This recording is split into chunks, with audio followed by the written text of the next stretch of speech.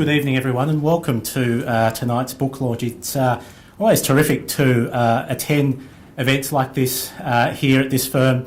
It's amazing to me just how talented and industrious our lawyers are. I remember actually sitting in my office when Dan Reynolds came in and told me that he'd written a book, he said. And I remember thinking two things. Firstly, I thought, did he say he'd written a book? I obviously should have been a bit clearer when I said to him, I just need a research memo. Specified length, time, but fair enough. But secondly, what an extraordinary achievement. And having reviewed the book, it's a lot cleverer than I had thought, because it's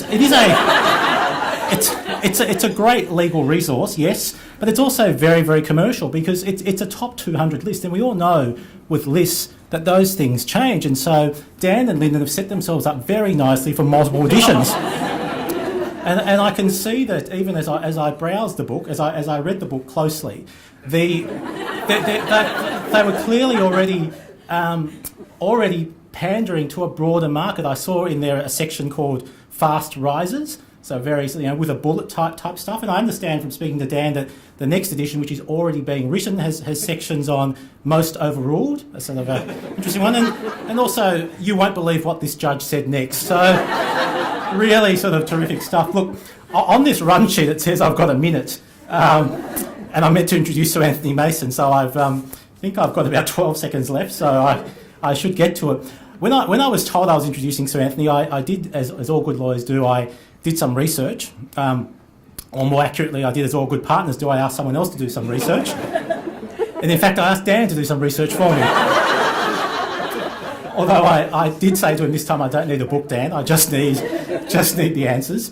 And what he did was he printed me, and this is the thing, he actually printed me a copy of the Wikipedia entry for Anthony Mason, Sir Anthony Mason, which was very helpful. And I'm not questioning, Dan, your legal research skills, but I did go back to the book, and I did observe that there were a surprising number of local court cases in the top 200, so I say nothing more than that.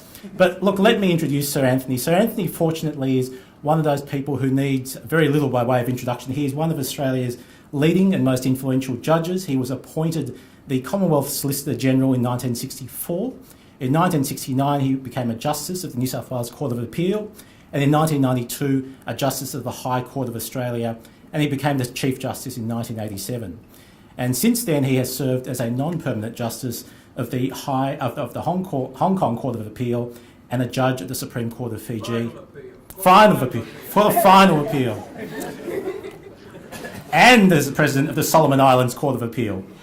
He is a singularly impressive individual. In fact, Sir Anthony, when I look at this Wikipedia entry, the Wikipedia entry has categories so that you can find other people who are similar to you, and you are listed. And I went through these categories because I wanted to see if I could find a personal connection between you and me, a category where we were both listed. So the categories are Chief Justices of Australia, Justices of the High Court of Australia, Solicitor Generals, Australian QCs, University Chancellors. There is only one category which we are both in when you go to our Wikipedia pages, and that category here, and I've highlighted it for anyone who wants to come and have a look later, the category is Living People. So,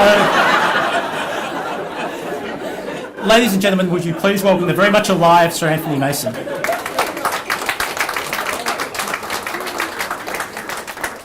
I thank you for the introduction, even if it isn't the product of your own research.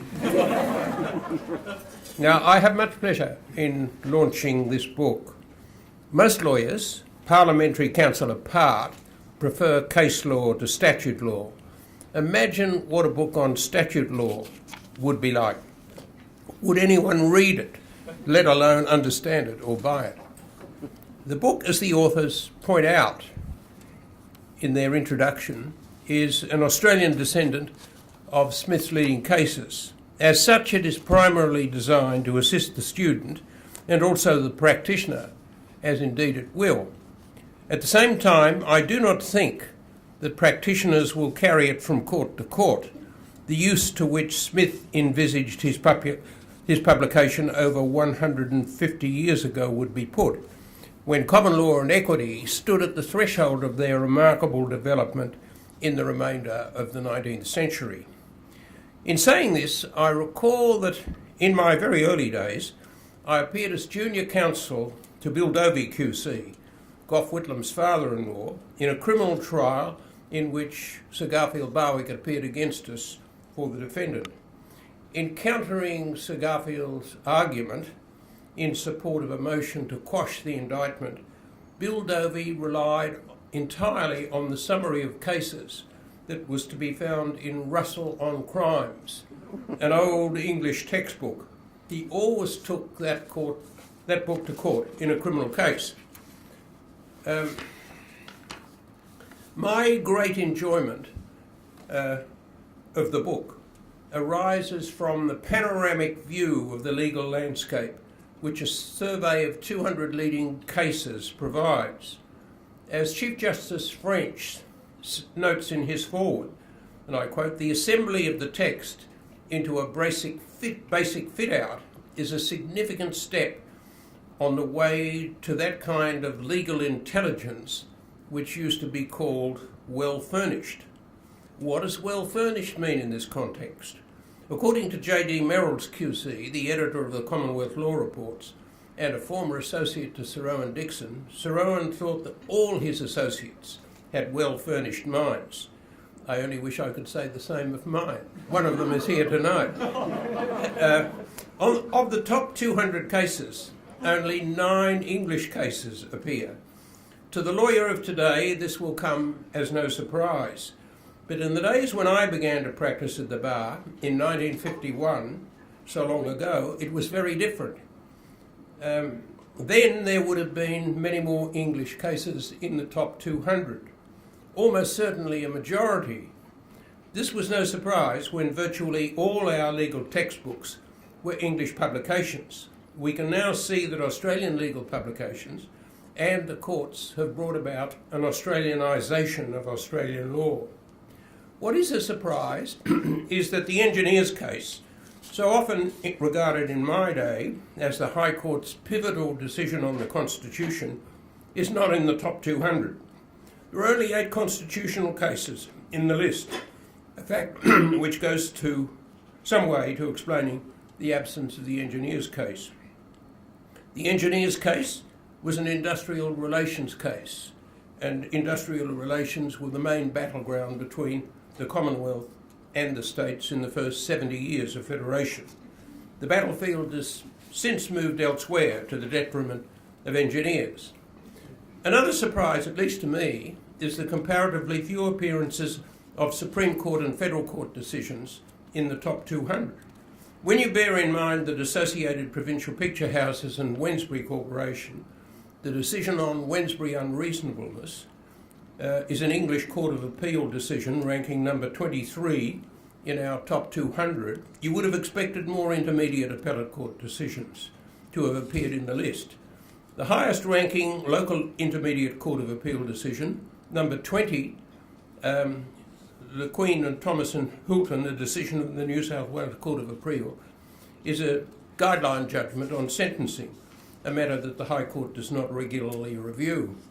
And the second highest ranking intermediate Court of Appeal, decision number 38, is Colgate-Palmolive and Cousins, a decision on costs, again a subject matter that doesn't regularly come before the High Court. The most surprising High Court decision to be included in the list, to my mind, is Port of Melbourne Authority and Anshan Proprietary Limited. Number 30. It is an authority for the proposition that a party is stopped from raising issues that it unreasonably failed to raise in earlier proceedings. The explanation is, I suppose, that estoppel is far more frequently raised in these days than it was when I was at the bar. Estoppels were then regarded as odious, to quote the word of an English author. The citation of judgments does not always signify that they are authoritative or influential. Sometimes they are cited because they are controversial, either because there is doubt as to their correctness or doubt as to their meaning. The Wednesbury decision is of that kind. Minister for Immigration and Lee, ranked number 1 in Appendix 5's list of fast risers, decided only 3 years ago, shows that we're still picking over the bones of Wednesbury, which was decided in 1948. And Cadelpha is frequently cited because there is an argument as to what my judgment meant. In other words, the judgment on the topic of ambiguity in contract was itself ambiguous, a testament to the prominence and frequency of ambiguity in the law. And Justice McFarlane has recently injected new life into Cadelpha by discovering yet another uncertainty in my judgment. Now, this brings me to Appendix 4, which is likely to generate false impressions. It ranks judges by the frequency with which each has contributed to the key statements in the leading judgments. I can scarcely complain, as I open the batting order with 62 citations. Ranking number 19, equally, are Chief Justice French and Justice Keyfall, each with 5 citations. Their low score evidently attracted the attention of the Chief Justice when he wrote in the foreword, "The temporal sweep of the list can give some comfort to those more recently appointed to the High Court who rank lower in it." He went on to refer to the list of 5 fast risers in Appendix 5, which have been cited so frequently that had they only been decided years earlier, they would have been included in the top 200. What is quite remarkable about Appendix 4 is that Sir Owen Dixon ranks as low as number 14 in the list. Many would consider that judges listed above him do not match his contribution to Australian jurisprudence. In his own day and ever since, he has been a towering figure in Australian law and achieved great recognition overseas. If Appendix 4 is a true measure of his legacy, it would seem that it has been eaten away by time. Perhaps the same fate awaits both me and Chief Justice French. That said, I do not regard Appendix 4 as a true measure of a judge's contribution to our law. For example, Justice Windeyer, who was a very highly regarded judge, and rightly so, does not appear in the list at all. And Sir Frank Kitto, regarded as an outstanding judge in his day, is ranked number 18 with 6 citations. Like Justice Windeyer, Justice Evatt was a highly regarded judge who does not appear in Appendix 4. Very probably there is a shelf life to the citation of individual judgments, in most cases in the vicinity of 20 to 40 years, after which they generally fade into oblivion. So, in the case of the present tail enders, ranked equal 19th, there is good reason to believe that they will be promoted in the batting order before, in the fullness of time, they are relegated, along with the present top order batsmen, to bringing out the drinks on the Gatorade wagon. There are exceptions to my citation life of 20 to 40 years. House and the King, ranked number 1, the judgment of Sir Owen Dixon's, was decided in 1936, while that old-timer Donoghue and Stevenson, number 84, was decided in 1932. The lesson to be learned from Appendix 4, described by the authors in the introduction as a Hall of Fame, is that statistics lie. The significance of Appendix 4 must be read in context. The authors point out, and I quote, "The public prominence or importance of a decision does not always equate with how frequently it is cited in the courts, the latter being a measure of utility rather than significance." That's a very fine distinction. The authors are obviously very fine lawyers. With that comment, I agree, so that the Hall of Fame is at best a list of those who have contributed to the utility of our law. It remains for me to commend the authors on what, to my mind, is a very interesting and instructive work. It will, I think, be of utility to students and practitioners who will use it in the absence of the authority itself to gain quick access to what a case decided, not only by reference to the summary of the case, but also by reference to the author's useful distillation of the principal proposition for which the case stands, which is to be found in Appendix 1. I must, however, make the point, often made by many others, that reading the summary is not a substitute for reading the case itself. All too often, there is a debate about what a decision stands for, and that debate can only be resolved by careful analysis of the judgments in the light of the facts and the issues, and in some cases, the arguments themselves. And finally, I would warmly congratulate the authors, not only the authors, but also the publishers, Federation Press, who once again have demonstrated their continued capacity and willingness to contribute to the understanding and development of Australian law. And although the organisers have not handed me a bottle of French champagne to, as it were, crash against the prow of the book, I declare the book to be well and truly launched.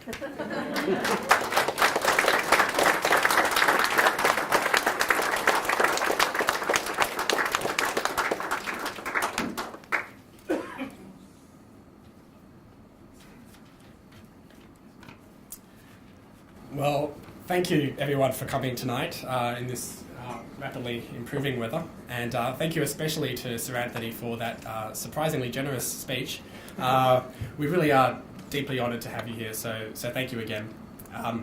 When Lyndon and I approached Sir Anthony to see if he would be interested in speaking at this event, we were perhaps unsurprisingly eager for him to accept for a number of reasons. One of those, as Sir Anthony has just mentioned, is that he is by far the most frequently cited judge in the entire book, with a total of 62 of the 200 cases, which puts him well ahead of the second place getter, Sir William Dean. In fact, Sir Anthony predominates to such an extent in this book that for a while we considered just calling it Leading Cases of Sir Anthony Mason, or simply the Anthology. But then we questioned the wisdom of beginning our publishing careers with a pun. We'd also like to thank Herbert Smith Freehills for generously offering to host the event, and for all of the free canapes and drinks, which inexplicably seems to correlate with higher attendance numbers. And also, and I know she'll hate this, but I'd like to thank my wife, Toonie, not for providing the canapes, but who was not only the most incredible support throughout the writing of this book, but was also responsible for designing the cover, which is by far the best feature of the book. And of course, none of this would have been possible at all if it had not been for the tireless work of the team at Federation Press, in particular Jason Monahan, Rebecca Fulham, and Josephine Romeo. We really can't overstate how grateful we are to them for taking a chance on us back when all we had to show for ourselves was a whiff of an idea and a few measly case summaries.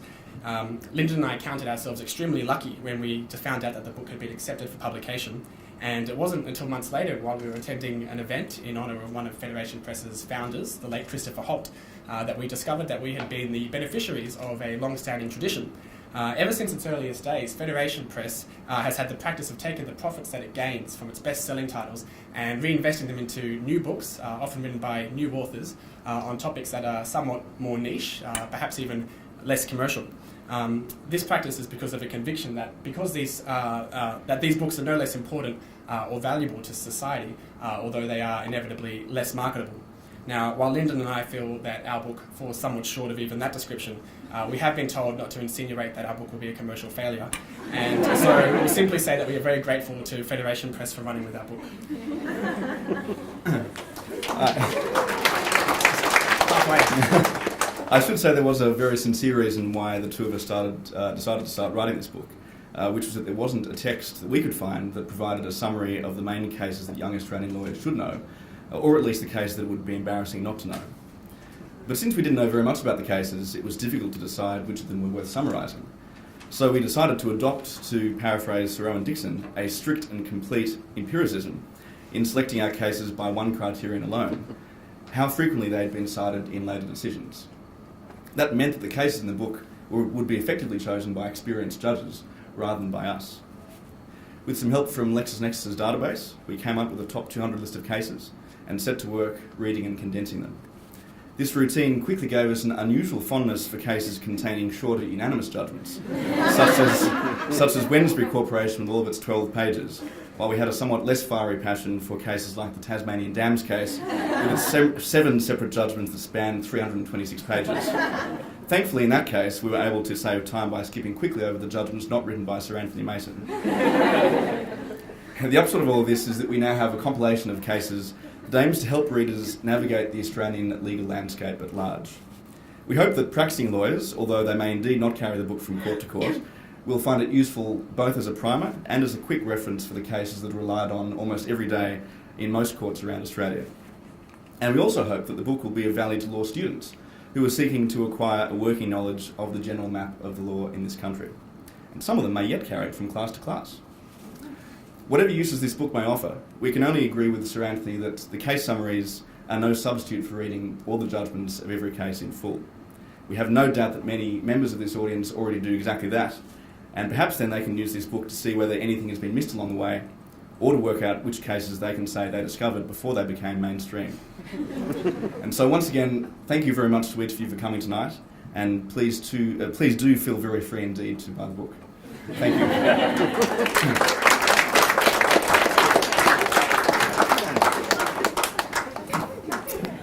Hi everyone, I'm back. So look, the only thing now standing between you and free drinks and food is me, so I know that I shouldn't be long. There's only 2 things I need to do. First, Sir Anthony, thank you very much for coming tonight. There's one thing we do at Herbert Smith Freehills, it's make things happen. You mentioned French champagne. I'm just going to reach under here and see what I can find. And look at that. That is...